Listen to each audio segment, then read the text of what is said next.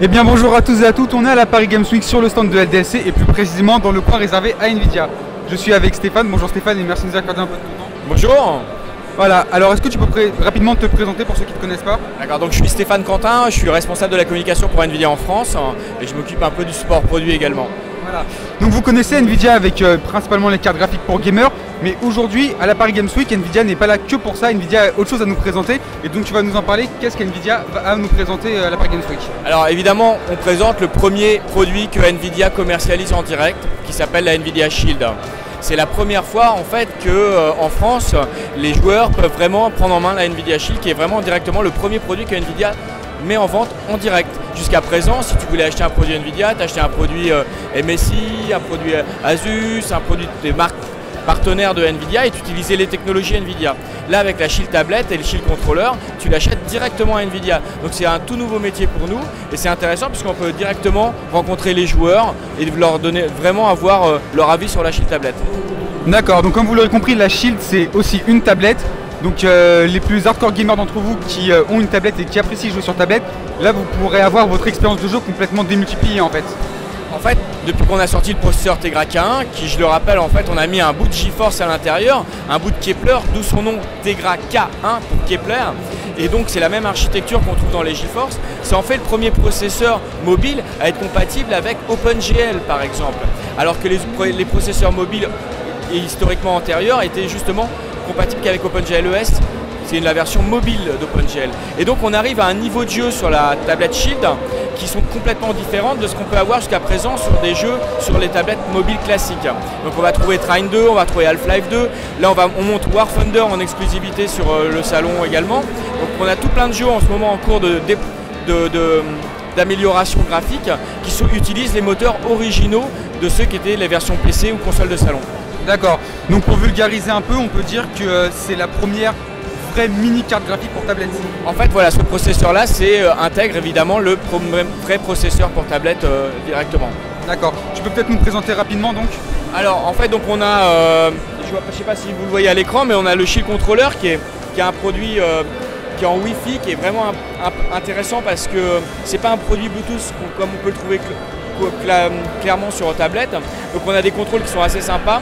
C'est un produit en Wi-Fi direct, donc il n'y a pas de latence. Il y a un micro intégré pour Google Now quand on est dans son canapé par exemple. On a toutes les touches de raccourci Android, la maison, avancée, reculée, le pavé tactile, le contrôle. On a de quoi mettre son casque audio quand on est dans son canapé aussi. La charge c'est 2 heures pour 40 heures d'autonomie. Donc on est vraiment sur un contrôleur haut de gamme. Donc le contrôleur est vendu 59 € séparément à la tablette. Donc il est compatible aujourd'hui avec la Shield Tablet et la Shield Portable qu'on avait sorti aux États-Unis, il faut le savoir, et il est compatible avec PC en USB. D'accord, très bien. Et ensuite la Shield Tablet. Donc la tablette en elle-même. La tablette en elle-même, qui est donc clairement une tablette 8 pouces. L'intérêt de cette tablette, c'est qu'il y a 16 Go sur la version de base à 299, mais elle est extensible à 128 Go avec son micro SD. Elle a un écran Full HD, elle a une sortie HDMI qui peut supporter le 4K.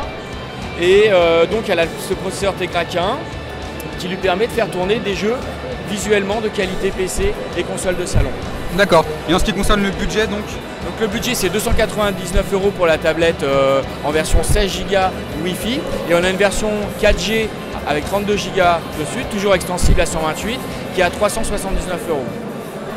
Voilà, donc ça c'est l'ensemble. Là si on veut l'ensemble, on va dire qu'on peut commencer avec 360 €, on a la Shield Tablet de base avec le contrôleur.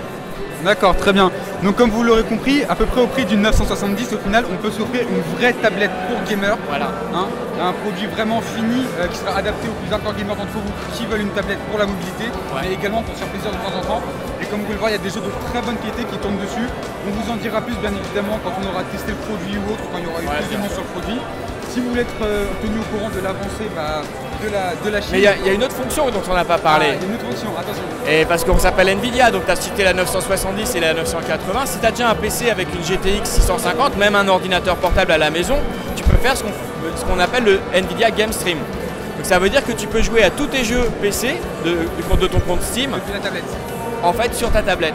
D'accord, donc comme l'ancienne Shield, enfin entre guillemets l'ancienne Shield. Voilà, c'est ce qu'on appelle Game Stream, c'est comme ce qui avait été présenté sur la Shield portable, maintenant c'est disponible sur la Shield tablette. Et là sur le stand, on présente également des jeux en avant-première comme Dying Light ou des jeux qui sont déjà sortis, par exemple comme aujourd'hui on a Assassin's Creed, on a Borderlands pré-séquel aussi, et ça ils y jouent directement sur la tablette, c'est le PC qui fait le rendu. Et c'est la tablette sur laquelle tu joues et tu peux le brancher sur ton téléviseur. Ok, donc quelque chose de vraiment sympa quoi. Ouais. Donc pour rester au courant de tout ça, n'hésitez pas à suivre Nvidia sur les différents réseaux sociaux.